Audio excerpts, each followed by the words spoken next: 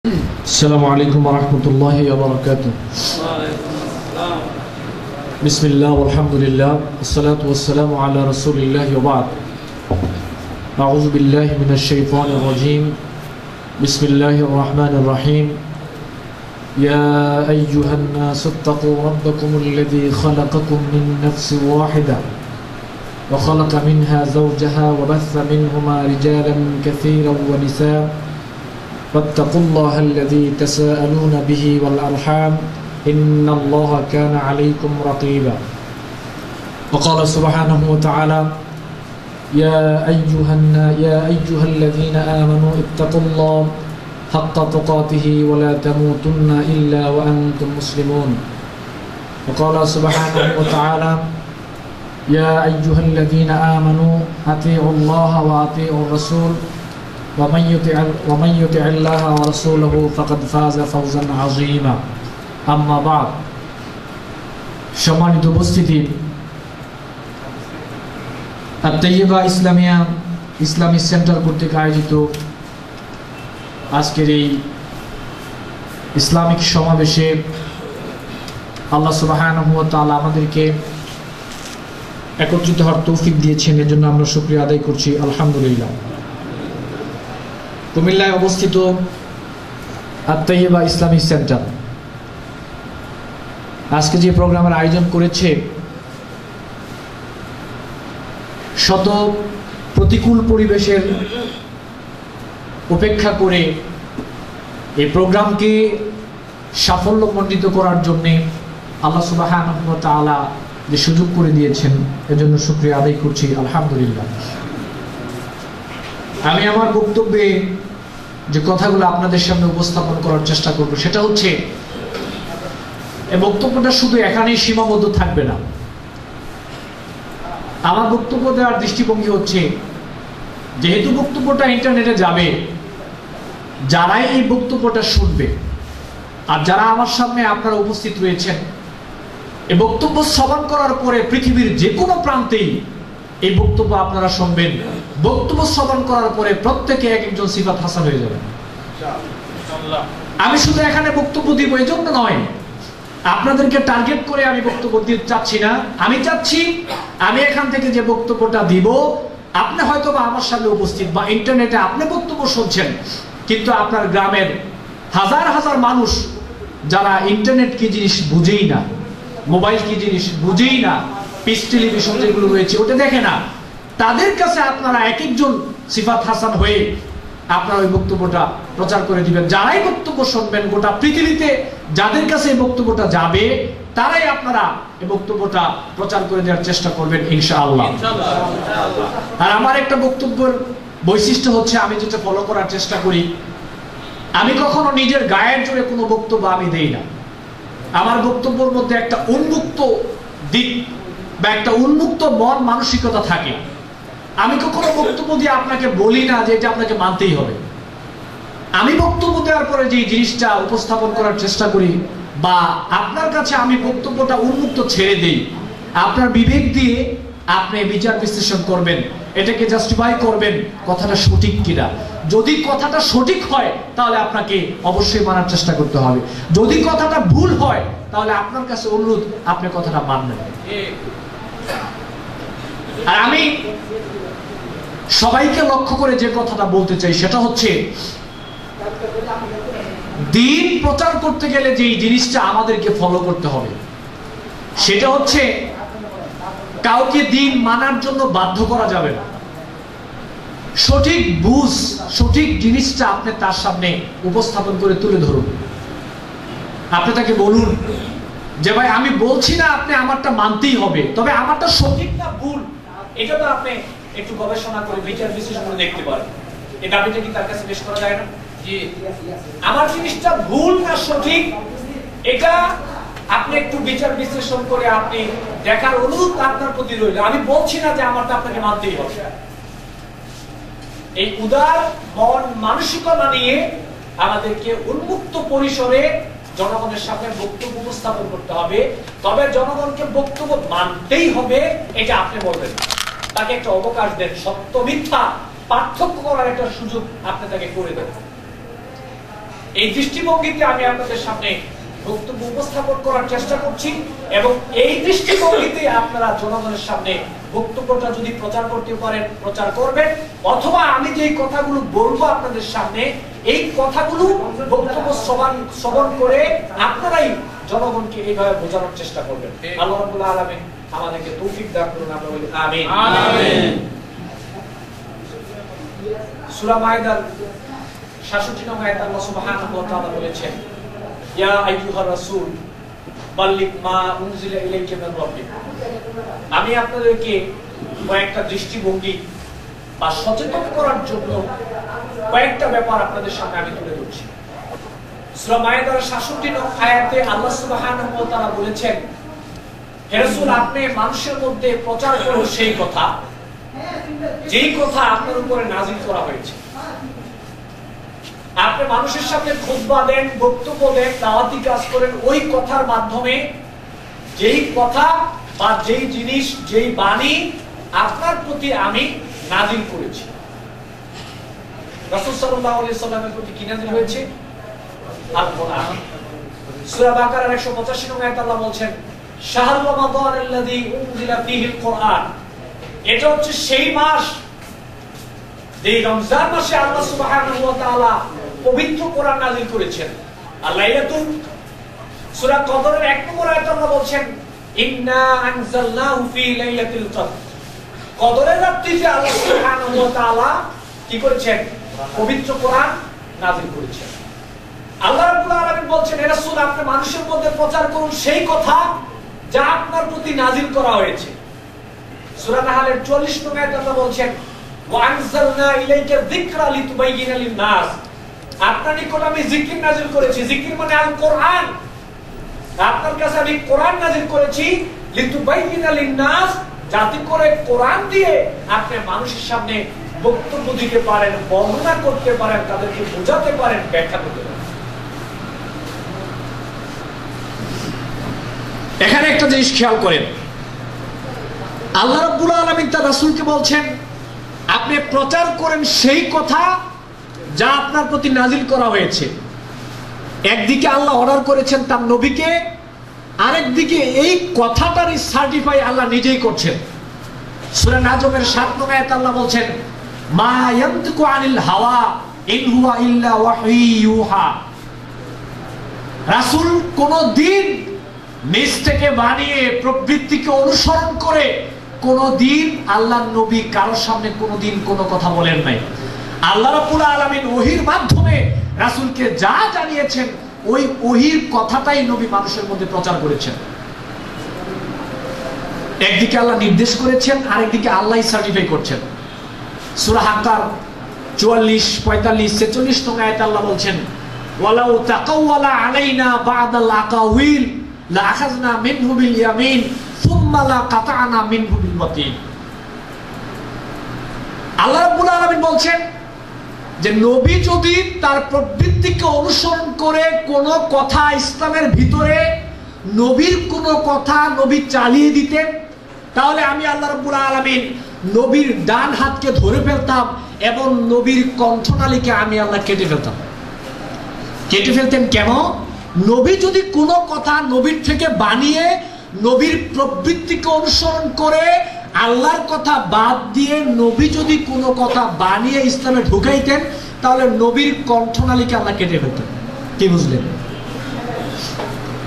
একদিকে আল্লাহ অর্ডার করেছেন, আরেকদিকে আল্লাহ এই কথা নিজেই সমর্থন করছেন। না, নবী কোনোদিন বানিয়ে কোনো কথা বলে নাই, নবীকে আমি যা বলেছি নবী তাই প্রচার করেছে। এটা হলো প্রথম কথা। দ্বিতীয় কথা হচ্ছে বুখারী শরীফে আল্লাহ নবী বলছেন, বাল্লিগু আন্নি ওয়ালাউ আয়া। আমার পক্ষ থেকে একটা কথা জানা থাকলেও ওই কথাটা তোমরা মানুষের মধ্যে প্রচার করে দাও। এই বাক্যটা আমরা যারা এদেশের মাটিতে বক্তব্য দিচ্ছি, যারা কিতাব লিখছি, মাহফিল করছি, খুতবা দিচ্ছি, আমাদের জন্য অত্যন্ত জরুরি হয়ে পড়েছে এই বাক্যটা। আমার পক্ষ থেকে একটা কথা জানা থাকলেও এটা মানুষের মধ্যে প্রচার করে দাও। তবে আমার নামে কথা প্রচার করার পূর্বে নিশ্চিত হতে হবে কথাটা আমি নবীর কিনা। যেমন নবীর নামে এদেশের মাটিতে অজস্র কথা চালানো হয়েছে, অথচ ওইটা নবী বলে নাই। কিন্তু নবীর কথা যেভাবে সমাজে প্রচলিত হওয়ার কথা ছিল, নবীর কথা নয় কিন্তু নবীর নামে চালানো হয়েছে, এরকম হাজারো হাজারো কথা সমাজে একবারে মাথা চারা দিয়ে প্রতিষ্ঠিত আছে। কথা বলার পূর্বে নিশ্চিত হতে হবে কথাটা নবীর কিনা। যেমন নবীর নামে কথা চালানো হয় কিভাবে? মানুষ যদি সচেতন না হয় সঠিক ধর্ম মানুষ পাবে না। আবু হুরায়রা রাদিয়াল্লাহু তাআলা আনহু থেকে বর্ণিত, আবু হুরায়রা বলছেন, আমি নবী থেকে বলতে শুনেছি নবী বলেছেন।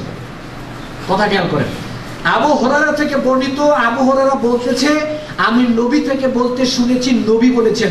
মাঝখানে একটা কথা ঢুকিয়ে দেওয়া হয়েছে, নবী বলে নাই। শেষে রেফারেন্স দিয়েছে, শেষে লিখে দিয়েছে বুখারী এবং মুসলিম। শয়তান হাসে।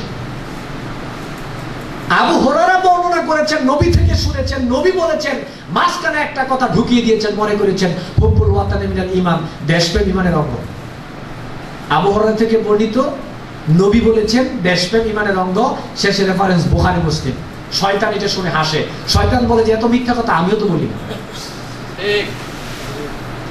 অজস্র রেফারেন্স। আবু হুরায়রা যেহেতু বেশি হাদিস বর্ণনা করেছে, এজন্য আবু হুরায়রার নাম, তারপরে বলেছেন নবী থেকে বলতে শুনেছেন নবী বলেছেন, শেষে রেফারেন্স বুখারী মুসলিম। বুখারী মুসলিম তো দূরের কথা, এটা আপনার কাগজে কলমে খুঁজে পাওয়া তো দূরের কথা, গাছের পাতায় খুঁজে পাওয়া যাবে না।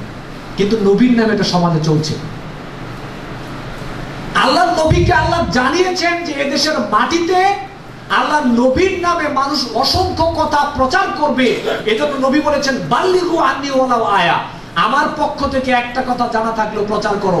শব্দ হচ্ছে কথা আমার কিনে, এটাকে শিওর হতে হবে। নবীর নামে মানুষ কথা বানাবে, নবীর নামে মানুষ কথা বানিয়ে চালাবে। এজন্য শেষ বাক্য আল্লাহ নবী বলছেন মান কাযাবা আলাইয়া মুতাআম্মিদান ফালইয়াতাবাওয়া মাকআদাহু মিনান নার। আমি নবীর নামে কোনো কথা যদি বানিয়ে চালাও, যেটা আমি নবী বলি নাই, এমন কোন কথা যদি তুমি আমার নামে বানিয়ে চালাও, তাহলে তোমার দাড়ি যদি 2 হাত লম্বা হয়, তোমার দামা, তোমার গায়ের জামা, তোমার চেহারা যদি অনেক সুন্দর হয়, তোমার জীবনে যদি অনেক আমলও থাকে, তারপরেও যদি তুমি নবীর নামে বানিয়ে কথা চালাও, তাহলে তোমার থাকার জায়গা জাহান্নাম। মানে আমার থাকার জায়গা জাহান্নাম। আমি আমাকে দিয়ে বুঝাই, আমার থাকার জায়গা জাহান্নাম। আমি এখানে দাঁড়িয়ে বক্তব্য দিচ্ছি, আমি যদি নবীর নামে মিথ্যা কথা আপনাদের সামনে প্রচার করি, ধর্মের নামে চালাই, তাহলে আমার থাকার জায়গা জাহান্নাম। বুখারী শরীফে আরেক হাদিসে আল্লাহ নবী বলছেন মান তাকাওয়ালা আলাইয়া মা লাম আকুল ফালইয়াতাবাওয়া মাকআদাহু মিনান নার। কেউ যদি এমন কোন কথা বলে নবীর নামে যেটা নবী বলে নাই, তাহলে আল্লাহ নবী বলছেন তার থাকার জায়গা জাহান্নাম। কেন? সে আমার নামে মিথ্যা কথা চালায়। আল্লাহ বলছেন নবী যদি নবীর নামে কোন কথা চালায় আমি আল্লাহকে বাদ দিয়ে, তাহলে নবীর কণ্ঠনালী আল্লাহ কেটে ফেলবে। নবী বলছেন কোন কথা যদি মানুষ আমি নবীর নামে চালাই যেটা আমি নবী বলি নাই, তাহলে তার থাকার জায়গা যাবে। একদিকে আল্লাহ নবীকে ধমক দিয়েছেন, আবার নবী কাকে দিয়েছেন? আমাদেরকে দিয়েছেন, কারণ আমরা হচ্ছে নবীর ওয়ারিস। মুসলিম শরীফে আল্লাহ নবী বলছেন ইয়াকুনু ফি আখির জামানি কাযাবুন, শেষ জামানায় এমন কিছু মিথ্যুক বের হবে, ইয়াতুনাকুম মিনাল আহাদিস মা লাম তাসমাউ আনতুম ওয়ালা আবাউকুম ফাইয়াকুম ওয়া ইয়াহুম লা ইউদিল্লুনাকুম ওয়া লা ইফতিনুনাকুম। শেষ জামানায় এমন কিছু মিথ্যুক আসবে, তারা এমন কিছু হাদিস তোমাদের সামনে বর্ণনা করবে, তারা এমন কিছু কথা তোমাদের সামনে ধর্মের নামে চালাবে, যেই কথা তুমিও শোনো নাই, তোমাদের বাপ দাদারাও শোনে। আল্লাহ নবী বলছেন তাদের থেকে বেঁচে থাকবে, তাহলে তোমরা গোমরা হবে না। তাদের থেকে বিরত থাকবে, তাহলে তোমরা গোমরা হবে না। এই দুইটা কথা আমি আপনাদের সামনে বলার উদ্দেশ্য হচ্ছে, যারা বক্তব্য শুনছেন বা শুনবেন, যতজন মানুষ এই বক্তব্য শুনবে, প্রত্যেকটা মানুষকেই সচেতন হতে হবে। আমাদের সামনে যেন কোনো খতিব এবং কোনো বক্তা কোরআন হাদিস বিহীন যেন আমাদেরকে ইসলাম শিখাতে না পারে। আপনার খতিবকে বাধ্য করতে হবে, আপনার বক্তাকে বাধ্য করতে হবে, আপনি কোরআন হাদিস দিয়ে কথা বলেন, তাহলে সঠিক আর বেঠিক এমনি বেরিয়ে যাবে। কারা সঠিক কারা বেঠিক, কে সঠিক কে বেঠিক, এটা আপনার বলতে হবে না। আপনি কোরআন হাদিস দিয়ে কথা বলেন, তাহলে সঠিকটা এমনি বের হবে। কোরআন এবং হাদিসের সংমিশ্রণে যদি বক্তব্য দেওয়া হয়, ওইটাই হচ্ছে ইসলাম এবং ওইটাই হচ্ছে সঠিক ইলম।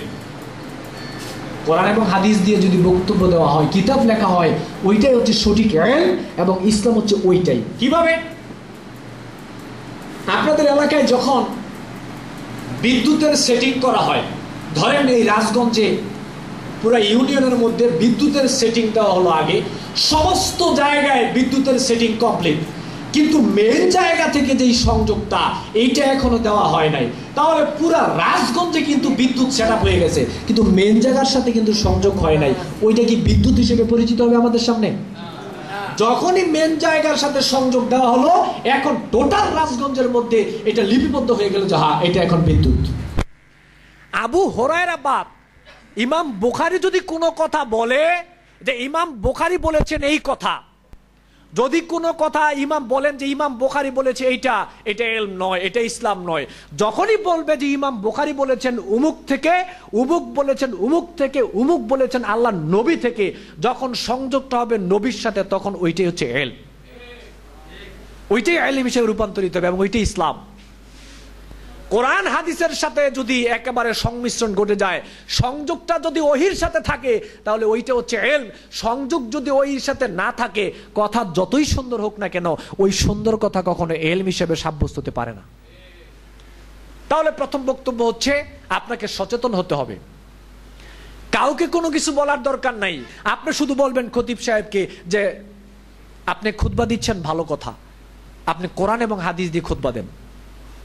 বক্তা সাহেব বক্তব্য দেন, ভালো কথা, আপনি কোন দল করেন, আপনি কোথায় রয়েছেন, সেটা আমার দেখার ব্যাপার নয়, আপনি কোরআন হাদিস দিয়ে বক্তব্য দেন। আমিও কিন্তু জান্নাতে যেতে চাই, কিন্তু কোরআন হাদিস বিহীন বক্তব্য শুনে আমল করে তো জান্নাতে যাওয়া সম্ভব নয়। উদার মনে আপনি খতিব সাহেবের উপরে, বক্তা সাহেবের উপরে এই বক্তব্যটা ছেড়ে দেন, উদার মনে ছাড়বেন। যদি কথা বলেন, ভালো কথা, আপনি কোরআন হাদিস দিয়ে আমাদের সামনে কথা বলেন। এটা কি প্রত্যেকটা মানুষ সবার সমাজে গিয়ে খতিব সাহেবকে শ্রদ্ধার ভাষায় গিয়ে কথাটা বলতে পারবেন না? বাস, দাওয়াতি কাজ একটা হয়ে গেল। কোরআন হাদিস দিয়ে যদি কথা বলা হয়, সঠিক জিনিস বের হবেই। সমাজে আবার ব্যাটিক থাকে কিভাবে? সমাজে ব্যাটিক থাকে কিভাবে? আর ব্যাটিক থাকবেই না কিভাবে? পৃথিবীতে এমন কোনো জায়গা নাই, পৃথিবীতে এমন কোনো জায়গা নাই যেই মসজিদের মধ্যে আপনার মিথ্যা বানোয়াট কিচ্ছা কাহিনীর কিতাব যেই মসজিদে নাই। পৃথিবীতে এমন মসজিদ খুঁজে পাওয়া দুষ্কর। যেই এলাকায় ঠেলাগাড়ি যায় না, ওই এলাকার মিম্বরে ওই রকম অনেক কিতাব রয়েছে। তাহলে মানুষ সঠিক জিনিস পাবে কিভাবে? ব্যাঠিক কিতাবের দ্বারা যদি মানুষকে আপনি ইসলাম বুঝান, তাহলে সে সঠিক ইসলাম পাবে না। এই জন্য খতিব সাহেবকে বলেন, বক্তা সাহেবকে বলেন যে আপনি কথা বলেন কোরআন এবং হাদিস দিয়ে। সহি যেই সমস্ত কিতাবগুলো রয়েছে হাদিসের, ওই কোন গ্রন্থে হাদিসটা রয়েছে আপনি আমাকে বলেন, কোরআনের কোথায় রয়েছে আপনি আমাকে বলেন। বাস, আপনি কোন দল করেন এটা আমার দেখার ব্যাপার নয়, আপনি আমাকে সঠিক কথা বলেন, এটা আমার বাপের বিপক্ষে গেলে আমি মানব। এই হলো প্রথম দৃষ্টিভঙ্গি। এখন আবার আপনি বলতে পারেন যে ভাই, কোরআন হাদিস দিয়ে তো সবাই কথা বলে, তাহলে আমাদের মধ্যে এত মত পার্থক্য কেন? হ্যাঁ, এইটাই হলো মূল বুঝার বিষয়। আমি এইটা বলার জন্য আজকে এখানে এসেছি। বাকি কথাগুলো আপনারা আমার লেকচার থেকে পাইছেন, কিন্তু এই কথাটা বলার জন্য আজকে আমি এখানে এসেছি যে আমাদের মধ্যে এত দ্বন্দ্ব কেন? সবাই তো কোরআন হাদিস দিয়ে ইসলাম প্রচার করছি। তাহলে আমি আপনাকে যেই জিনিসটা বোঝাতে চাই, আপনি বোঝার চেষ্টা করেন।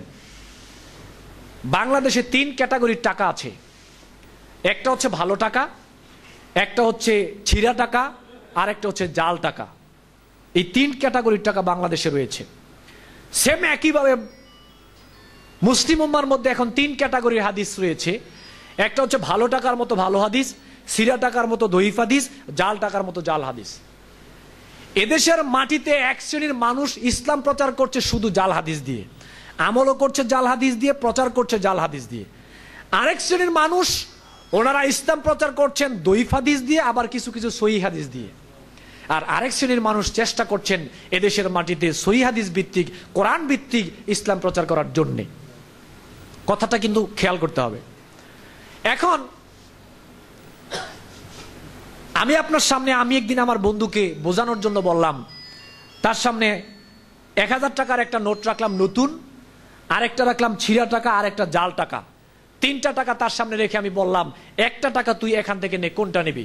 সে নতুন টাকার দিকে হাত বাড়ালো। আমি থাপা দিয়ে তার হাতে ধরে বললাম যে নতুনটা নেস কেন, বাকি 2টা নে। সে আমাকে জবাব দিল, পাগলেও তো নতুনটা নেবে। সেম তাকেই তখন বলেছি যে একটা আমলের ব্যাপারে 3টা হাদিস রয়েছে, একটা আমলের ব্যাপারে 3 ক্যাটাগরির হাদিস রয়েছে। একটা হাদিস রয়েছে জাল টাকার মতো জাল হাদিস, আরেকটা হাদিস রয়েছে দইফ হাদিসের মতো সিরা টাকার মতো দইফ হাদিস, আর আরেকটা রয়েছে ভালো টাকার মতো ভালো হাদিস। তোর সামনে 3 ক্যাটাগরির টাকা রাখার পরে তুই নতুন টাকা নিলি, এখন একটা আমলের বেলায় তোর সামনে 3 ক্যাটাগরির হাদিস লাগলাম, কোনটা নিবি? এখন তো সে আর কথা বলে না।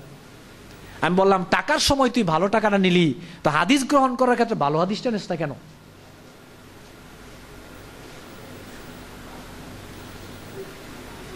সব বুঝি, সব বুঝার পরেও বিচার মানি, কিন্তু তাল গাছটা আমার। স্বাভাবিক মস্তিষ্ক যুক্তি তো তাই বলে, একটি ব্যাপারে যদি 3 ক্যাটাগরির হাদিস থাকে, সহিহ হাদিস থাকে, দইফ হাদিস থাকে, জাল হাদিস থাকে, তাহলে জাল টাকা, ছিঁড়া টাকা আর হলো ভালো টাকা, ভালো টাকার মোকাবেলায় জাল টাকা এবং ছিঁড়া টাকা কখনোই টিকতে পারে না। ভালো টাকার মোকাবেলায় জাল টাকা, ছিঁড়া টাকা কখনোই টিকতে পারে না। ভালো হাদিসের মোকাবেলায়, সহিহ হাদিসের মোকাবেলায় দইফ এবং জাল হাদিস কখনোই টিকতে পারে না। এটা হলো প্রথম। আরেকটা কথা এখানে খেয়াল করেন, কিন্তু সহিহ হাদিসের ভিতরেও তো আমাদের মধ্যে ইখতিলাফ আছে।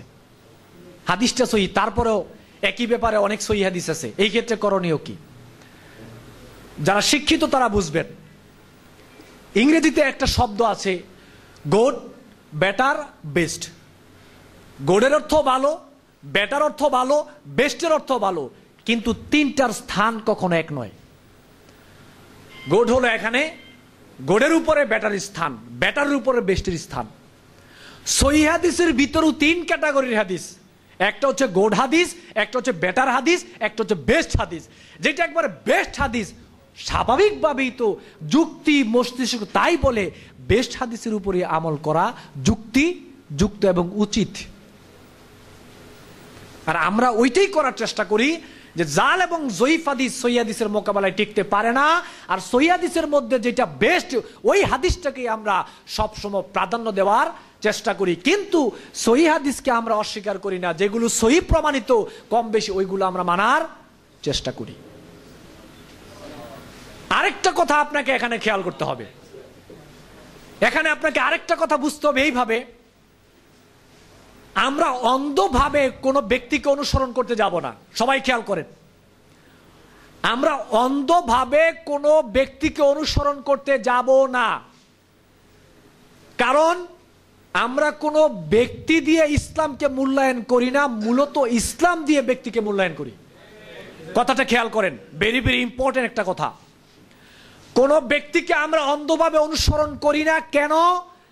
আমরা কোন ব্যক্তি দিয়ে ইসলামকে মূল্যায়ন করি না, মূলত ইসলাম দিয়েই ব্যক্তিকে মূল্যায়ন করি। কেন? এর কারণ হচ্ছে একজন ব্যক্তি অনেক জানতে পারে, তাই বলে ওই ব্যক্তি সব জানে না। একজন ব্যক্তি অনেক জানতে পারে, তাই বলে ওই ব্যক্তি সব জানে। হ্যাঁ, ব্যক্তি দিয়ে ইসলামকে মূল্যায়ন করার মতো একজন ব্যক্তি আছে, সেটা হচ্ছে মুহাম্মাদুর রাসূলুল্লাহ সাল্লাল্লাহু আলাইহি ওয়াসাল্লাম। অন্ধভাবে মানার মতো, অনুসরণ করার মতো একজন ব্যক্তি আছে, সেটা হচ্ছে মুহাম্মাদুর রাসূলুল্লাহ সাল্লাল্লাহু আলাইহি ওয়াসাল্লাম। এবার দলিল নেন, সুনানে দারমিতে এসেছে, মেশকাত শরীফে এসেছে, হাদিসটা সহিহ। আল্লাহ নবী বলছেন, ওয়ালাউ বাদা আলাকুম মুসা ফাত্তাবাতুমুহু ওয়া তারাকতুমুনি লা দালালতুম আন সাওয়াইস সাবিল। আজকের যুগে যদি মুসা আলাইহিস সালাম জীবিত থাকতো, আল্লাহ নবী বলছেন, নবীর যুগে, নবী জীবিত থাকা অবস্থায় নবী বলছেন যে এখন যদি মুসা আলাইহিস সালাম জীবিত থাকতো, তাহলে মুহাম্মদ সাল্লাল্লাহু আলাইহি ওয়াসাল্লামকে অনুসরণ করা ছাড়া, মুহাম্মদের পদ্ধতিতে চলা ছাড়া মুসা আলাইহিস সালামের জন্য বিকল্প কোনো রাস্তা খোলা ছিল না। ওয়ালাউ কানা মুসা হাইয়ান ওয়া আদরাকা নবুওয়াতি লাত্তাবানি। যদি আমি নবীকে বাদ দিয়ে এখনো তোমরা মুসা আলাইহিস সালামকে অনুসরণ করো, মুসাকে মানো, আল্লাহ নবী বলেছেন নিশ্চিত তোমরা গোমরা হয়ে যাবে। খেয়াল করেন, মুহাম্মদ সাল্লাল্লাহু আলাইহি সাল্লাম জীবিত থাকা অবস্থায় যদি মুসা আলাইহিস সালাম জীবিত থাকতো, এত বড় নবী, তারপর আল্লাহ নবী বলছেন মুহাম্মদ সাল্লাল্লাহু আলাইহি সাল্লামকে অনুসরণ করা ছাড়া মুসার জন্য বিকল্প কোনো রাস্তাই খোলা ছিল না। তাহলে আমাদের মধ্যে এখন যে সমস্ত ব্যক্তি রয়েছে, অন্ধভাবে কাউকেই অনুসরণ করা যাবে না, অন্ধভাবে কাউকেই মানা যাবে না, অন্ধভাবে অনুসরণ করতে হবে মুহাম্মদ সাল্লাল্লাহু আলাইহি ওয়াসাল্লামকে, এর বাইরে কাউকেই করা যাবে না। তবে হ্যাঁ, একজন ব্যক্তি যারা ইসলাম নিয়ে গবেষণা করেছেন, এই পৃথিবীতে যত মানুষ ইসলাম নিয়ে গবেষণা করেছেন, গবেষণা করতে গিয়ে ওনারা ইসলামের পক্ষে যতটুকু কথা বলেছেন, ইসলামের কথা বলতে গিয়ে কোনো ব্যক্তি নয়, কোনো দল নয়, ইসলামের কথা বলতে গিয়ে যেই ব্যক্তির কথা যদি ইসলামের পক্ষে 85% যায়, তাহলে ব্যক্তিকে আমরা দেখব না, ওই 85% কথাকে আমরা মেনে নিব। কেন? ওই 85% কথা তো ইসলামের কথা। এখানে আমরা ব্যক্তিকে প্রায়োরিটি দিচ্ছি না। কোন ব্যক্তির কথা যদি 100% ইসলামের সাথে মেনে যায়, কোন ব্যক্তির কথা যদি 100% ইসলামের সাথে মানে, এটা কোনো মাযহাব বলি আমরা বুঝি না, কোনো দল বুঝি না, কোনো ব্যক্তি বুঝি না, 100% কথা যদি ইসলামের সাথে মানে, আমরা 100% মানতে রাজি, ওনার বিপক্ষে আমরা নই। আর উনি কথা বলতে গিয়ে যদি ইসলামের বিপক্ষে যদি ওনার কথা যায়, উনি যত বড় ব্যক্তি হোক না কেন, আমরা ওনার পক্ষ অবলম্বন করতে পারবো না। কেন? আমরা ব্যক্তি দিয়ে ইসলামকে মূল্যায়ন করি না, আমরা ইসলাম দিয়ে ব্যক্তিকে মূল্যায়ন করি। এটা হচ্ছে মূল মানদণ্ড, এটাকে খেয়াল রাখতে হবে। আমি স্বাভাবিকভাবে একটা ক্লাস দিচ্ছি আপনাদের, এই কথাগুলো যাতে আপনারা বাইরে প্রয়োগ করতে পারেন। মসজিদে যেভাবে বক্তব্য দেওয়া হয়, মাহফিলে যেভাবে বক্তব্য দেওয়া হয়, আমি ওইভাবে দিচ্ছি না, কিন্তু আমি আপনাদের সামনে একটা ক্লাস নিচ্ছি, এই কথাগুলো যাতে আপনারা বুঝতে পারেন হুবহুব, এইভাবেই যেন আপনারা বাইরে গিয়ে বোঝাতে পারেন। তাহলে দাওয়াতি কাজ করতে হবে, কোরআন এবং সহিহ হাদিস ভিত্তিক মানুষের মধ্যে দাওয়াত দিতে হবে। কোরআন এবং সহিহ হাদিস ভিত্তিক বক্তা এবং খতিব সাহেবরা যেন কথা বলেন, ওই পরিবেশ তৈরি করতে হবে। বিশৃঙ্খলা না করে ভদ্র ভাষায়, সম্মানের সহিত, শ্রদ্ধার ভাষায় বলতে হবে যে আপনি কোরআন হাদিস দিয়ে কথা বলেন, কোরআন এবং হাদিসের কথা আমি মানতে রাজি। আল্লাহ আমাদের তৌফিক দান করুন, আমরা বলি আমিন। এই হলো একটা সচেতনতা। এই সচেতনতা যদি সমাজে প্রয়োগ করা যায়, তাহলে নিঃসন্দেহে ইনশাআল্লাহ এতটুকু বলা যেতে পারে, তাহলে ব্যাঠিক কোনো জিনিস সমাজে থাকতে পারে না।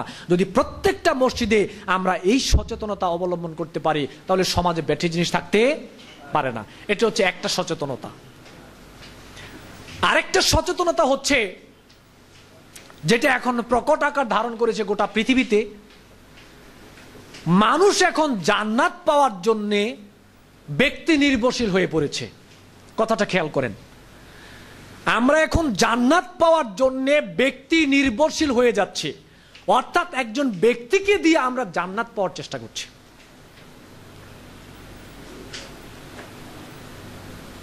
সূরা তাওবার 39 নং আয়াতে আল্লাহ বলছেন, ইত্তাখাযু আহবারাহুম ওয়া রুহবানাহুম আরবাবাম মিন দুনিল্লাহ। আল্লাহ বলছেন তারা আল্লাহকে বাদ দিয়ে তাদের পীর, পুরোহিত, ধর্মযাজক, অন্য যে কোনো ব্যক্তি এখানে আসতে পারে। আল্লাহ বলছেন আল্লাহকে বাদ দিয়ে তারা তাদেরকে অভিভাবক রূপে, রব হিসেবে তারা তাদেরকে গ্রহণ করে নিয়েছে। এই রুহবান মানে হচ্ছে যে বৈধকে অবৈধ করে, আর অবৈধকে যে বৈধ করে তাকে বলা হয় রুহবান। আল্লাহ বলছেন তারা আল্লাহকে বাদ দিয়ে রুহবানদেরকে তারা অভিভাবক রূপে, রব হিসেবে তারা গ্রহণ করে নিয়েছে। রুহবান কারা? রুহবান মানে হচ্ছে যে বৈধকে অবৈধ করে আর অবৈধকে বৈধ করে।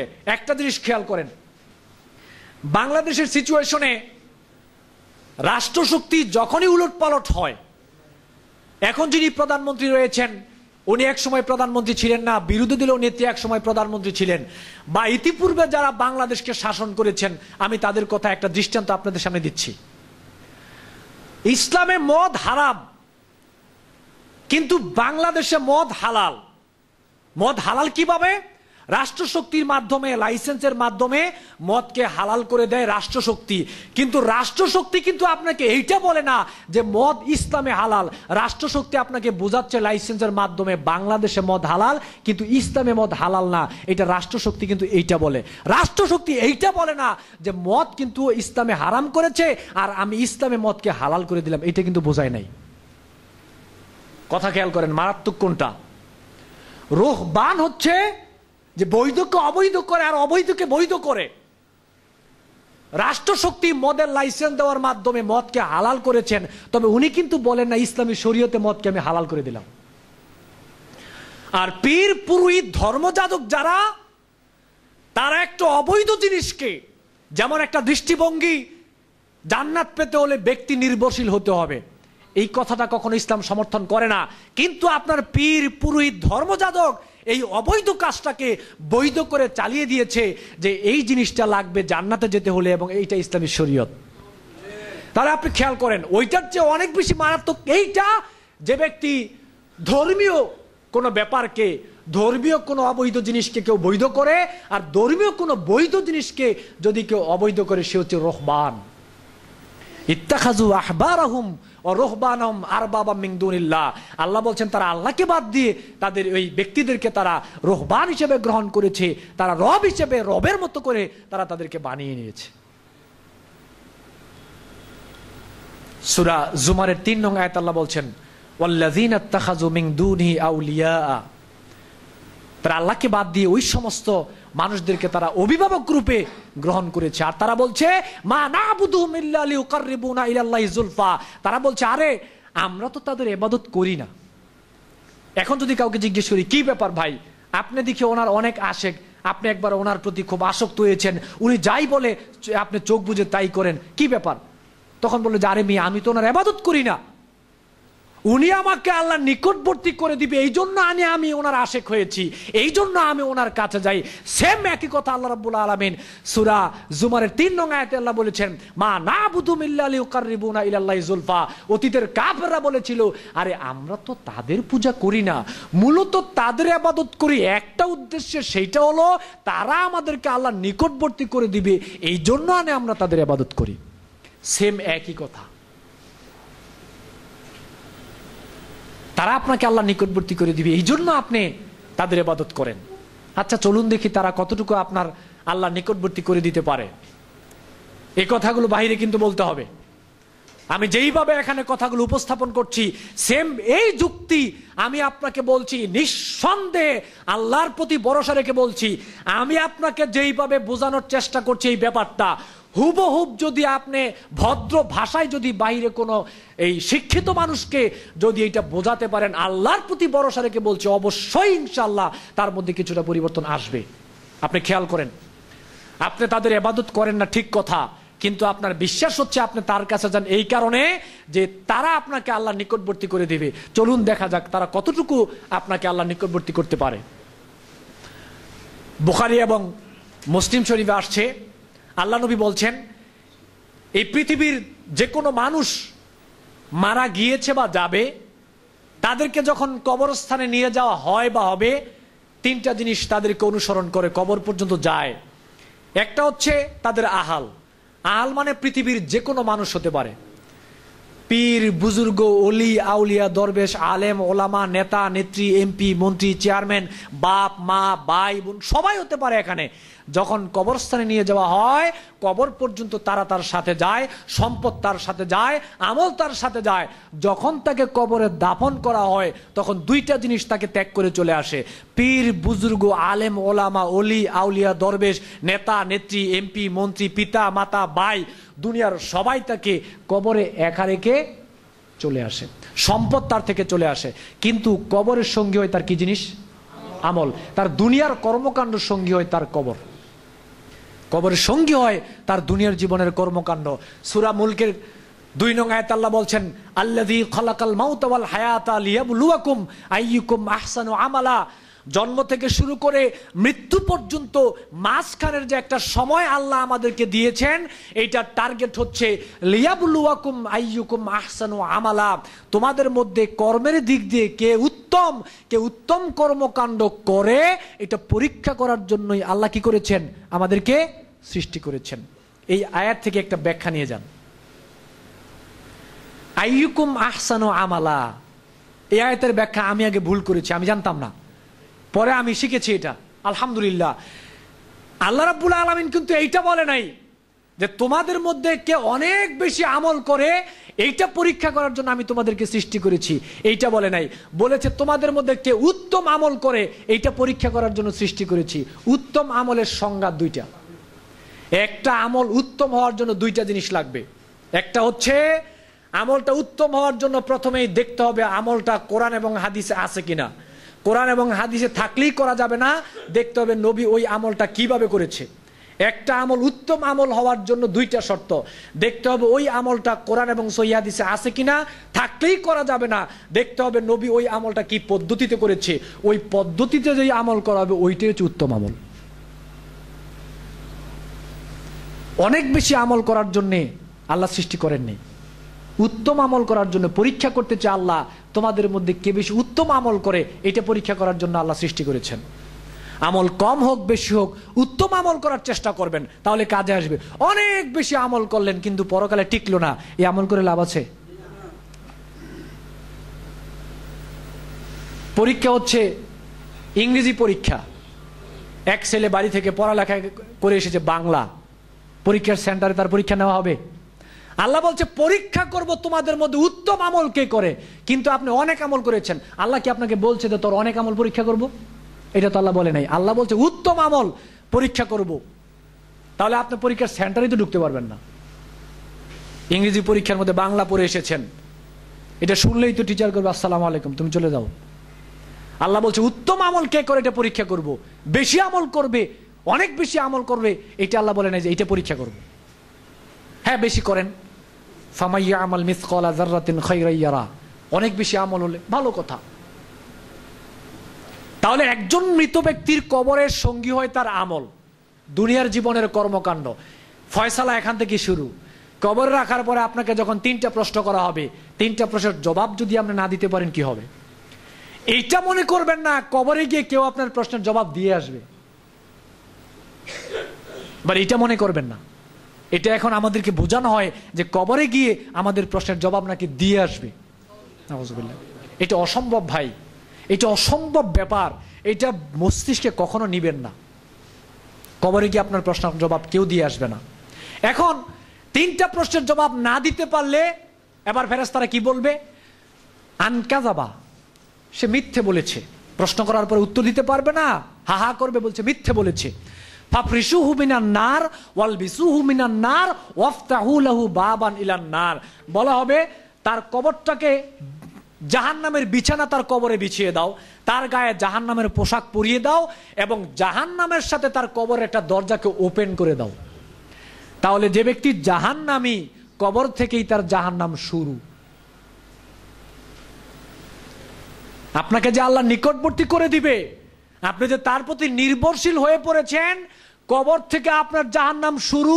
যদি কবরে তিনটা প্রশ্নের জবাব না দিতে পারেন, জবাব তিনটা প্রশ্নের তারাই দিতে পারবে যারা দুনিয়াতে আল্লাহ রাব্বুল আলামিনকে রাসূলের পদ্ধতিতে মানার চেষ্টা করবে।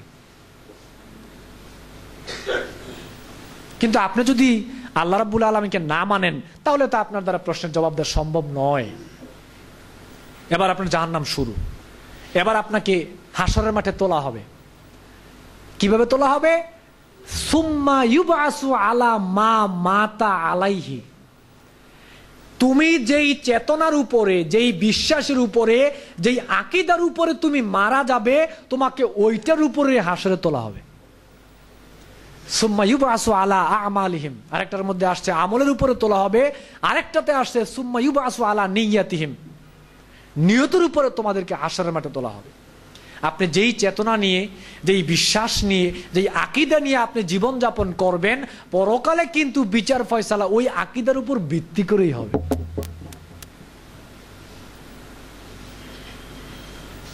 আপনি যার উপরে নির্ভরশীল হয়ে বসে আছেন, সে আপনাকে আল্লাহর নিকটবর্তী করে দিবে, জান্নাত পাইয়ে দিবে। অবস্থাটা একটু খেয়াল করেন।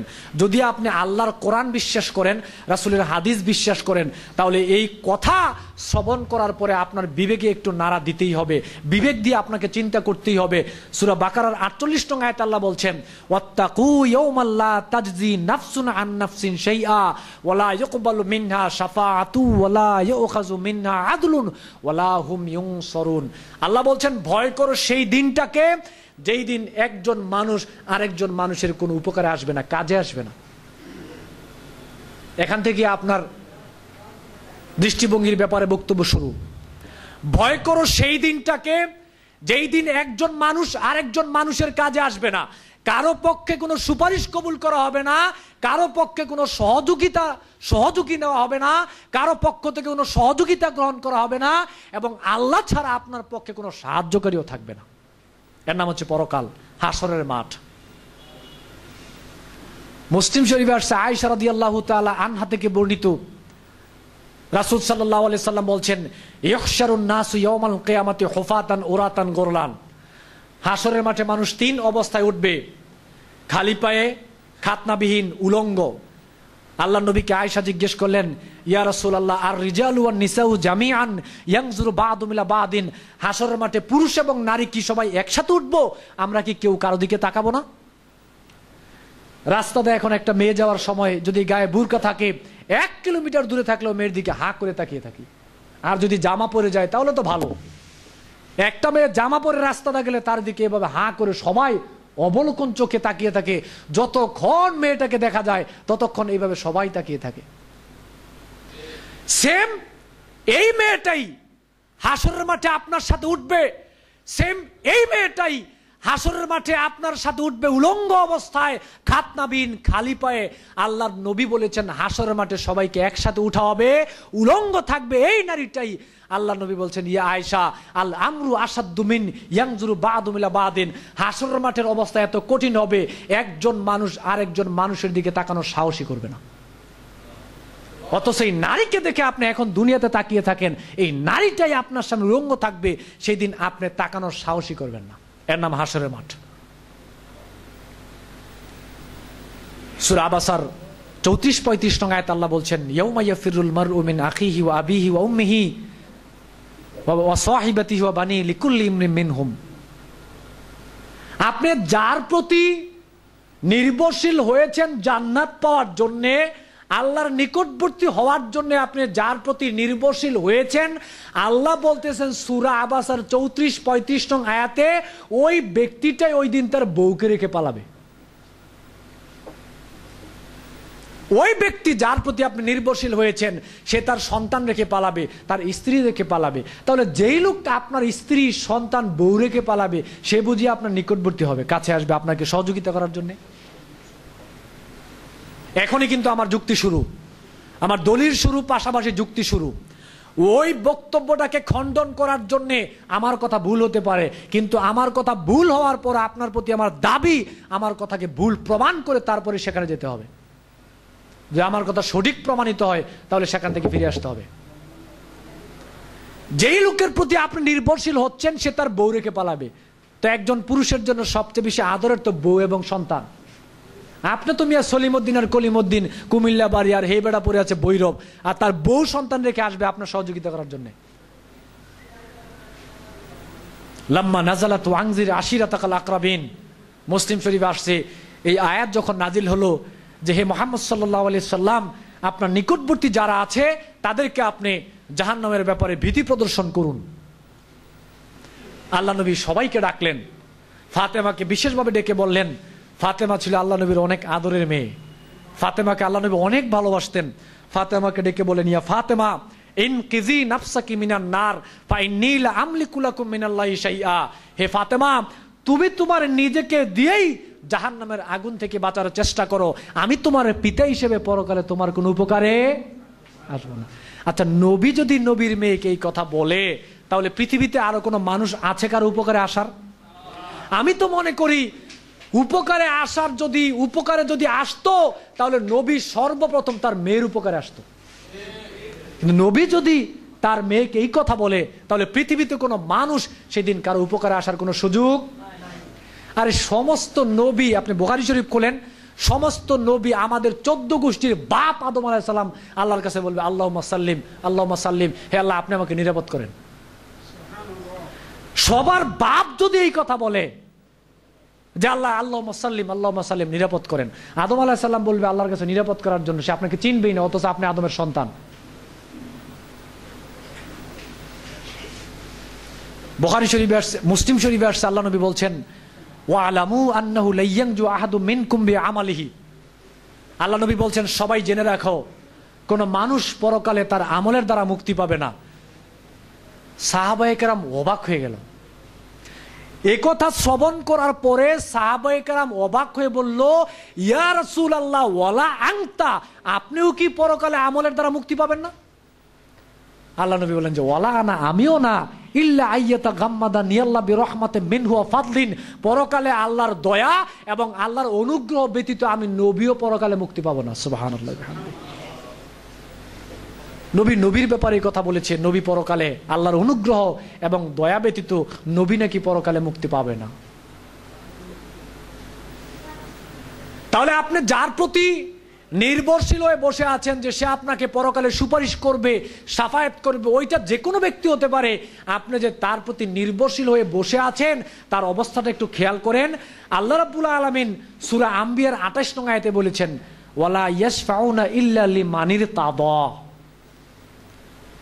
নবীকে লক্ষ্য করে বলছেন, আপনি যাকে চান, শাফায়াত সবার জন্য করা যাবে না, শাফায়াত করা যাবে তাদের জন্য যাদের প্রতি আল্লাহ সন্তুষ্ট। এইটাই হলো মেন। খেয়াল করেন, আপনি তো মনে করছেন যে নবী নবীর পছন্দ মতো শাফায়াত করবে। নবী নবীর পছন্দ মতো শাফায়াত করতে পারবে না। আল্লাহ চয়েস করে দিবে, তাদের ব্যাপারে শাফায়াত করেন, পরে নবী তাদের ব্যাপারে করবে। চয়েসটা কার? তাহলে আপনি যার প্রতি নির্ভরশীল হয়ে বসে আছেন যে সে আপনার ব্যাপারে শাফায়াত করবে, শাফায়াত সে তো করা দূরের কথা, নবী নবীর পছন্দ মতো শাফায়াত করতে পারবে না। আল্লাহর লিমানির তাদা, আল্লাহ যার প্রতি সন্তুষ্ট একমাত্র তার ব্যাপারে শাফায়াত করা হবে। আল্লাহ যার প্রতি অসন্তুষ্ট তার ব্যাপারে শাফায়াত করা হবে না। আরো সহজ ভাষায় বুঝাই, প্রধানমন্ত্রী যদি বলে এই রাজগঞ্জ এলাকার আওয়ামী লীগের বা বিএনপির সভাপতি রহিমউদ্দিন সাহেব, রাজগঞ্জ এলাকার আওয়ামী লীগ বা বিএনপির সভাপতি আব্দুর রহিম সাহেব, প্রধানমন্ত্রী যদি ওকে বাছাই করে, আপনার আর আমার সমর্থন থাকা দরকার আছে? আপনার আমি বললেও সে সভাপতি, না বললেও সে সভাপতি, যেহেতু প্রধানমন্ত্রী বলেছে সে সভাপতি। তাহলে আল্লাহ সুবহানাহু ওয়া তাআলা যদি বলে আমি তার প্রতি সন্তুষ্ট, দুনিয়ার সমস্ত মানুষ যদি আপনার প্রতি অসন্তুষ্ট থাকে, আপনার জান্নাতটা ঠেকায় কে? আল্লাহ যদি আপনার প্রতি সন্তুষ্ট থাকে, আপনার জান্নাত কেউ ঠেকাতে পারবে না। তাহলে সন্তুষ্টি অর্জন করতে হবে কার? আল্লাহ। দলিল আছে, ইবনে মাজাতে এসেছে, আল্লাহ নবী বলছেন, ইয়াশফাউ ইয়াউমাল কিয়ামা সালাসা, 3 শ্রেণীর মানুষ পরকালে সুপারিশ করতে পারবে। আল আম্বিয়া, সুম্মাল উলামা, সুম্মা শুহাদা। নবীগণ, আলেমগণ, শহীদগণ। নবীও বাদ, শহীদও বাদ, মাঝখানে ভেজাল হচ্ছে ওলামা নেই। তাদের দাবি হচ্ছে, এই হাদিস দিয়ে দলিল দিচ্ছে, ওলামারা পরকালে সুপারিশ করতে পারবে। ওলামা কাকে বলে? আলেমের বহু বচন ওলামা। আলেম কাকে বলে? বাংলাদেশের মধ্যে 95% মানুষের কাছে এটা গ্রহণযোগ্য একটা মত যে আলেম বলা হয় তাকে যার গায়ে একটা লম্বা জামা থাকবে, মাথায় একটা রুমাল থাকবে, তারপরে আপনার একটা পায়জামা থাকবে, সুন্দর একটা লেবাস তার গায়ে থাকবে, ভিতরে কোরআন হাদিস থাকুক আর না থাকুক, আমল থাকুক আর না থাকুক, আলেম এইটাই।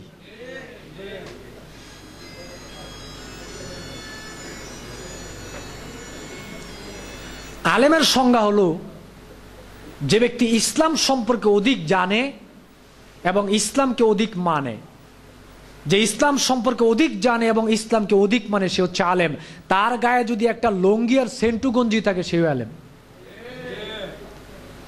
একটা লঙ্গি একটা সেন্টু গঞ্জিও যদি তার গায়ে থাকে, সে যদি ইসলাম সম্পর্কে অধিক জানে আর অধিক মানে, তাহলে সেই আলেম। হ্যাঁ, তাই বলে আমরা লেবাসের বিরোধিতা করছি না। আপনার গায়ে সুন্দর জামা থাকবে, রুমাল থাকবে, পাগড়ি থাকবে, এটাকে আমরা ইসলামিক লেবাস হিসেবে, বাংলাদেশের যে সিচুয়েশন কালচার, আমরা মনে করি এটা ইসলামিক লেবাস, আমরা এটার বিরোধিতা করি না। কিন্তু লেবাস দিয়ে আপনি আলেম মূল্যায়ন করা যাবে না। লেবাস দিয়ে যদি আলেম মূল্যায়ন করতে যান, তাহলে গোমরা হওয়া ছাড়া বিকল্প কোনো রাস্তাই নেই। এদেশের মাটিতে শত শত বছর ইসলাম প্রচার করেছে কারা? লেবাসদারি যারা, ভিতরে এলম নাই, জ্ঞান নাই, কিন্তু মানুষদেরকে ইসলাম শিখাচ্ছে লেবাসের মাধ্যমে। গুলি করলো একটা দলিল বের হয় না। গিয়েছিলাম এক জায়গায়, নরসিংদী রায়পুরাতে, বক্তব্য দিচ্ছি। বক্তব্য দেওয়ার পরে তো স্বাভাবিকভাবে আমাদের একটা বৈশিষ্ট্য হলো আমরা কম জানি, স্বীকার করি। আমরা কম জানি, স্বীকার করি, কিন্তু কথা বলার সময় কিন্তু আমরা দলিল ছাড়া বলার চেষ্টা করি না। এটা আমাদের একটা বৈশিষ্ট্য, আলহামদুলিল্লাহ। আমরা দলিলবিহীন কোনো কথা বলার চেষ্টা করি না। যখনই কোরআন হাদিস থেকে রেফারেন্স শুরু করলাম, বিশেষভাবে বুখারী মুসলিম থেকে রেফারেন্স শুরু করলাম, পিছন থেকে আমার এক বড় ভাই চিঠি লিখে বলল, সিফাত ভাই, এখানের মানুষ বুখারী মুসলিম কি জিনিস হেঁটেই জানে না, আপনি ইসলাম কারে শিখাইবেন? তো তার সামনে আপনি যদি বলেন যে বুখারীতে এসেছে রাউফুল এদেন করতে হবে, ধুর পাগল নাবি, বুখারী মুসলিম কি বেটা বেহেশতি যাওয়ার আছেন হেডাকো? কারণ হে তো জানে যে এই বাংলাদেশের মধ্যে সবচেয়ে বড় গ্রন্থ হচ্ছে বেহেশতি যাওয়ার মকসিদুল মুমিনিন, যেটা মিম্বরের উপর থেকে আমরা এখনো সরাইতেই পারি নাই। তো তার সামনে আপনি বুখারী মুসলিম বলে সে বিশ্বাস করবে কিভাবে? আমি বললাম যে ইন্না লিল্লাহি ওয়া ইন্না ইলাইহি রাজিউন। পরে আগে বুখারী মুসলিম বুঝাইছি, বুখারী মুসলিম, তারপরে হাদিস গ্রন্থগুলো আগে বুঝাইয়া 1.5 ঘন্টা ব্যাপী সেখানে বক্তব্য দিয়েছি। আলহামদুলিল্লাহ 1.5 ঘন্টা বক্তব্য দেওয়ার পরে 75% মানুষের মন মস্তিষ্কে খুলে গেল। অবশেষে তারা এসে বলল যে সিফাত ভাই, আমাদেরকে এতদিনই কেউ এইভাবে ইসলাম বুঝায় নাই, কেউ ইসলাম এইভাবে বুঝায় না আমাদেরকে, ইসলাম যে এইটা এভাবে আমাদেরকে কেউ বুঝায় নাই। আমার ওই লেকচারটার নাম হচ্ছে কবরের 3টি প্রশ্নের জবাব, যে লেকচারটা, এই লেকচারটা আমি সেখানে দিয়েছিলাম। তখন তারা বলেছিল আসলে রব মানে কি এতদিন কেউ বুঝায় নাই, এখন কিছুটা বুঝে আসলো। নবীর প্রতি ঈমান আনা মানে কি এখন বুঝলাম, নবী আদর্শ মানে কি এখন বুঝলাম, দ্বীন ইসলাম মানে কি এখন কিছুটা বুঝলাম। এইভাবে কোনোদিন কেউ ইসলাম বুঝায় না। আমি বললাম যে আলহামদুলিল্লাহ। সম্মানিত উপস্থিতি, আমরা এই ভুল কিতাবগুলো দিয়ে আমরা লেবাসদারি আলেমদের মাধ্যমে মনে করছি লেবাস থাকলেই মনে হয় উনি অনেক বড় আলেম। জি না, জ্ঞান থাকার পরে লেবাস থাকলে সোনায় সোহাগা ভালো, কিন্তু জ্ঞানবিহীন লেবাস দিয়ে কখনো মানুষ আলেম হতে পারে না। এজন্য আলেম কাকে বলে? যে অধিক বেশি আল্লাহ সুবহানাহু ওয়া তাআলাকে জানে এবং যে অধিক বেশি আল্লাহ সুবহানাহু ওয়া তাআলাকে মানে, ওই লোকটা হচ্ছে আলেম। এবং ওই লোকটা যদি জান্নাতি হয় তাহলে সে সুপারিশ করতে পারবে, আল্লাহ তাকে অনুমতি দিবেন। তাহলে এই হাদিসের মধ্যে তো আপনি আরেকটা ধরা খাইলেন। এই হাদিস দিয়ে যদি আপনি দলিল দেন যে সুপারিশ করা হবে, প্রথম বাক্য হচ্ছে যেই লোক আপনার সাথে আপনার ব্যাপারে সুপারিশ করবে, যার প্রতি আপনি নির্ভরশীল হয়ে বসে আছেন, ওই লোকটা জান্নাতি না জাহান্নামী এটা কি আপনি জানেন? ওই লোক যদি জান্নাতি না জাহান্নামী আপনি নাই জানেন, তাহলে আপনি কিভাবে বিশ্বাস করলেন যে ওই লোকটা আপনাকে সুপারিশ করবে? সুপারিশ করার জন্য প্রথম শর্ত হচ্ছে আগে নিজেকে জান্নাতে যেতে হবে। তাহলে ওই লোকটা জান্নাতি না জাহান্নামী এইটা তো আমরা জানি না। তো জান্নাতি না জাহান্নামী হলে সুপারিশ করবে কিভাবে? আচ্ছা ধরে নিলাম, যুক্তির খাতিরে ধরে নিলাম জান্নাতি, বোঝানোর স্বার্থে যুক্তির খাতিরে ধরে নিলাম আচ্ছা ঠিক আছে সে জান্নাতি। এখন সে সুপারিশ করবে, তো সুপারিশ তো তার চয়েসে হবে না, চয়েসটা কার? আল্লাহর। আল্লাহ যাদেরকে চয়েস করবেন, আল্লাহ বলবেন তার ব্যাপারে সুপারিশ করো, তখন তার ব্যাপারে সুপারিশ করা হবে, নবীগণ সুপারিশ করবেন। চয়েসটা আল্লাহর। ধরে নিলাম আপনি যার প্রতি নির্ভরশীল হয়েছেন, ধরে নিলাম সে যুক্তির খাতিরে জান্নাতে গেল, আল্লাহ তাকে জান্নাত দিলেন, এখন সে সুপারিশ করবে। এখন মনে করেন আমরা 1 লক্ষ মানুষ ওনার প্রতি নির্ভরশীল হয়ে বসে আছি যে উনি আমাদেরকে জান্নাতে নিয়ে যাবে সুপারিশ করে, বা আল্লাহ রাব্বুল আলামিনের নিকটবর্তী করে দিবে। 1 লক্ষ মানুষ ওনার প্রতি আমরা নির্ভরশীল হয়ে বসে আছি। আচ্ছা উনি কি 1 লক্ষ মানুষকে জান্নাতে নিতে পারবে? যদি 1 লক্ষ মানুষ সবাইকে যদি আল্লাহ 1 লক্ষ মানুষের মধ্য থেকে যদি আল্লাহ 1 লক্ষ মানুষের প্রতি অসন্তুষ্ট থাকেন, 1 লক্ষ মানুষই জাহান্নামে যাবে। 1 লক্ষ মানুষ। তারপরে দ্বিতীয় বাক্য, যদি সে সুপারিশ করে জান্নাতে নেয়, কয়জনকে নিবে? তিরমিজি শরীফে আসছে আল্লাহ নবী বলছেন লিশাহিদি ইনদাল্লাহি সিত্তু খিসালিন, একজন শহীদের মর্যাদা আমলগত দিক দিয়ে যত আমল রয়েছে, শহীদের মর্যাদার প্রতিদান হচ্ছে সবচেয়ে বেশি। 6টা এক্সেপশনাল প্রতিদান রয়েছে একজন শহীদের জন্য। আমার বিষয়ের সাথে এই লেকচারটা আমি আগেও দিয়েছি, আমার অন্য লেকচারে হাদিসটা আমি পুরো বলেছি, কিন্তু এখানে শুধু আমি একটা পয়েন্ট আমার বক্তব্যের সাথে মিল থাকার কারণে আমি বলছি।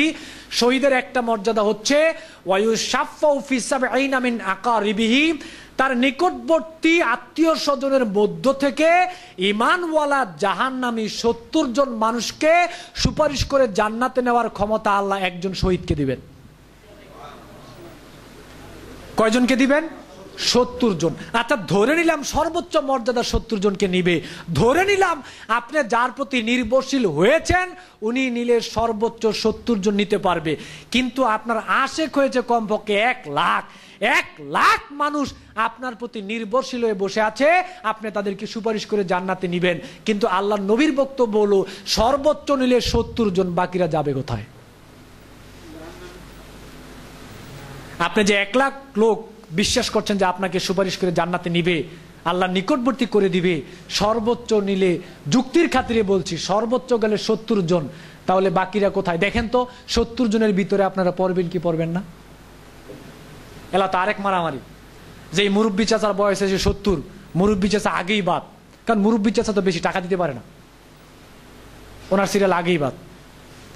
ওই 1 লাখ মানুষের মধ্য থেকে কোন 70 জনকে বাছাই করা হবে? এগুলো যুক্তি দিয়ে বোঝানো বলছি, দুনিয়াবি বলছি, পরকালীন বাদ। 1 লাখ মানুষ থেকে 70 জন বাছাই করা হবে, যারা কোটি কোটি কোটি টাকার মালিক, যারা ওই 70 জনকে বাছাই করা হবে। বোঝেন নাই কথা? কারণ এই কারবারটাই হচ্ছে টাকা দিয়ে, দুনিয়া কারবারটাকে করছে টাকা দিয়ে, যে যত বেশি টাকা দেয় সে তত বেশি কাছের মানুষ। টাকা নাই, কিছু নাই, যতজন মানুষের প্রতি এভাবে নির্ভরশীল হয়েছে বাংলার জমিনে, ততজন মানুষের মধ্যে আপনি গিয়ে দেখবেন শুধু টাকার খেলা। জান্নাতে যাওয়ার জন্য কোনো ব্যক্তির উপর নির্ভরশীল হতে হবে না, জান্নাতে যাওয়ার জন্য কোনো ব্যক্তির উপর নির্ভরশীল হতে হবে না, এবং জান্নাত পাওয়ার জন্য আপনাকে যেই চেষ্টা করতে হবে, আল্লাহ রাব্বুল আলামিন আপনাকে যেভাবে চলতে বলেছে ওইভাবে আপনাকে চলতে হবে।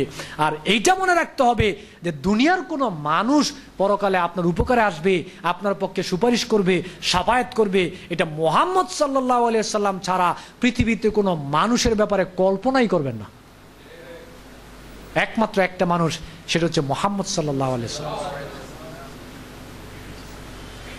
তাহলে জান্নাত পাওয়ার জন্যে ওই সেই আয়াত, সূরা আম্বিয়ার 28 নং আয়াত, ওয়ালা ইয়াশফাউনা ইল্লা লিমান ইরতাদা, সুপারিশ হবে তাদের পক্ষে যাদের ব্যাপারে আল্লাহ সন্তুষ্ট, যাদেরকে আল্লাহ ভালোবাসেন। এজন্য ভালোবাসা অর্জন করতে হবে আল্লাহর। কোনো অলিয়া উলিয়া দরবেশের ভালোবাসা অর্জন করলে জান্নাত পাওয়া যাবে না, কোনো আলেমের ভালোবাসা অর্জন করলে জান্নাত পাওয়া যাবে না। ভালোবাসা অর্জন করতে হবে সরাসরি আল্লাহ সুবহানাহু ওয়া তাআলার, আল্লাহর ভালোবাসা। যদি আল্লাহর ভালোবাসা অর্জন করতে পারেন তাহলে জান্নাত যেতে পারবেন। আর আল্লাহর ভালোবাসা অর্জন করতে হলে নবীর পদ্ধতিতে জীবন গঠন করা ছাড়া বিকল্প কোনো রাস্তা খোলা নাই। দলিল সূরা আল ইমরানের 31 নং আয়াত খুলেন, আল্লাহ বলছেন, কুল ইন কুনতুম তুহিব্বুনাল্লাহ ফাত্তাবিউনি ইউহিব্বুকুমুল্লাহ। আল্লাহ রাব্বুল আলামিন বলছেন, হে রাসূল, ইন কুনতুম তুহিব্বুনাল্লাহ, আপনি বলে দিন যে তোমরা যদি আল্লাহকে ভালোবাসো, ফাত্তাবিউনি, তাহলে নবীকে অনুসরণ করো জীবনের প্রত্যেকটা ক্ষেত্রে, নবীকে অনুসরণ করো জীবনের প্রত্যেকটা ক্ষেত্রে, নবীকে অনুসরণ করো প্রত্যেকটা আমলের ক্ষেত্রে, তাহলেই আল্লাহ রাব্বুল আলামিন তোমাদেরকে ভালোবাসবেন। তাহলে আল্লাহর ভালোবাসা যদি পেতে চান নবীকে অনুসরণ করতে হবে। নবী যেইভাবে জীবন গঠন করেছে, নবীর লাইফ স্টাইল যেইটা, নবীর পদ্ধতিতে জীবন গঠন করার মাধ্যমে আল্লাহর ভালোবাসা অর্জন করতে হবে। আর আল্লাহর ভালোবাসা অর্জন করতে পারলে জান্নাত ঠেকানোর কোনো মানুষই নেই। আপনার জান্নাত ঠেকায় কে? আপনার জান্নাত কেউ ঠেকাতে পারবে না যদি আপনি আল্লাহ সুবহানাহু ওয়া তাআলার ভালোবাসা অর্জন করতে পারেন। এখন আল্লাহর ভালোবাসা অর্জন করতে হলে দুনিয়াবি কোনো মানুষের প্রয়োজন নাই, দুনিয়াবি কোনো মানুষের প্রয়োজন নাই। একজন মানুষ রয়েছে, সেটা হলো মুহাম্মদ সাল্লাল্লাহু আলাইহি সাল্লাম। ওনার কথা মতো আপনি জীবন গঠন করেন, আল্লাহ বলেছে আল্লাহ আপনাকে ভালোবাসবে। আর আল্লাহ আপনাকে ভালোবাসা মানেই আপনার থাকার জায়গা জান্নাত। আর একটা বেরিয়েছে যে আমার পাপের বোঝা নাকি উনি বহন করবে, এটা আরেকটা বাংলাদেশে, যে আমার সমস্ত পাপের বোঝা উনি বহন করবে, মানে কি উনি আল্লাহর সাথে বুঝবে। অথচ আল্লাহ বলতেছেন যে কারো পাপের বোঝা কেউ বহন করবে না। ওই যে আগে বলেছিলাম, ধর্মযাজক যারা বৈধকে অবৈধ করে, অবৈধকে বৈধ করে, কারা ইসলামের কথাকে কেটে ফেলে দেয়, আবার ইসলামের বাহিরের কথাকে ইসলামে ঢোকায়, তারা হচ্ছে রহবান, তারা হচ্ছে ধর্মযাজক। তারা আল্লাহর আসনকে তারা বানিয়ে নিয়েছে, তারা রবের মতো করে আসন গ্রহণ করে বসে আছে। এই জন্যই তো এই বোকাই কথা বলতে পারে যে পাপের বোঝা নাকি সে বহন করবে, অথচ আল্লাহ বলছেন কেউ কারো পাপের বোঝা বহন করবে না। আল্লাহর সাথে সাংঘর্ষিক কথা টোটাল। আপনাকে বলা হবে সূরা আল কারিয়ার মধ্যে আল্লাহ বলছেন না, ফামাইয়ামাল মিসকালা যাররাতিন খায়রান ইয়ারা ওয়া মাইয়ামাল মিসকালা যাররাতিন শাররান ইয়ারা। ভালো আমল করলে আপনি দেখতে পাবেন, মন্দ আমল করলে আপনি দেখতে পাবেন। আপনাকে বলা হবে ইকরা কিতাবাকা কাফা বিনাফসিকাল ইয়াওমা আলাইকা হাসিবা। আপনার আমলনামা দেওয়া হবে, বলবে পড় বেটা, তোর আমলনামা আজকে তোকে দিলাম, পড়, তোর বিচার করার জন্য, হিসাব নেওয়ার জন্য আজকে তুই যথেষ্ট। এটা দেখে বলবে ইয়া ওয়াইলাতানা মা লি হাযাল কিতাব লা ইউগাদিরু সগীরাতান ওয়ালা কাবীরাতান ইল্লা আহসাহা। এটা দেখে আপনি বলবেন হায় হায়, এইটা কেমন আমলনামা, দুনিয়াতে আমি যেই পাপ করেছি সব দিকে এখানে লিপিবদ্ধ রয়েছে, কোথায় গেল আপনার সেই যে আপনার পাপের বোঝা বহন করবে, সে কোথায়? আপনি বলে হায় হায় ইয়া ওয়াইলাতানা মা লি হাযাল কিতাব লা ইউগাদিরু সগীরাতান ওয়ালা কাবীরাতান ইল্লা আহসাহা। এটা কেমন আমলনামা, এখানে দেখি বড় ছোট গুনাহ দুনিয়ার সব পাপ দিয়ে আমার এখানে রয়েছে। টেলিভিশনের পর্দার জীবন দেখেন, হুবহুব এটা আপনি দেখবেন। দুনিয়াতে সবচেয়ে বড় মূর্খ যায়, দুনিয়াতে সবচেয়ে বড় মূর্খ যায় পড়ালেখা করতে পারে না, সেও সেদিন এটা পড়তে পারবে, তার আমল দেখতে পারবে। ফাআম্মা মান উতিয়া কিতাবাহু বিশিমালিহি ফায়াকুল ইয়া লাইতানি লাম উতা কিতাবিয়া ওয়া লাম আদরি মা হিসাবিয়া। বাম হাতে আমলনামা দেওয়া হবে, বাম হাতে আমলনামা দেওয়ার পরে বলবে হায় হায়, আজকে যদি আমার আমলটা না দেওয়া হতো তাহলে আমার জন্য কতই না ভালো হতো। ফাআম্মা মান উতিয়া কিতাবাহু ওয়ারা যাহরিহি ফাসাউফা ইয়াদউ সুবুরা ওয়া ইয়াসলা সাঈরা। এইভাবে এইভাবে বাম হাতে দিকে পিছনের দিক থেকে আপনাকে পিঠের উপর দিয়ে বাম হাতে আপনাকে আমলনামা দেওয়া হবে। বাম হাতে আমলনামা দেওয়ার পরে আপনি কান্নাকাটি করবেন, আর কান্নাকাটি করে চিৎকার করে আপনি জাহান্নামে চলে যাবেন। কই গেল আপনার গুনার পাপের বোঝা নাকি কে নেয়? আপনার পাপের বোঝা নাকি কে নেয়? সে কোথায় আজকে?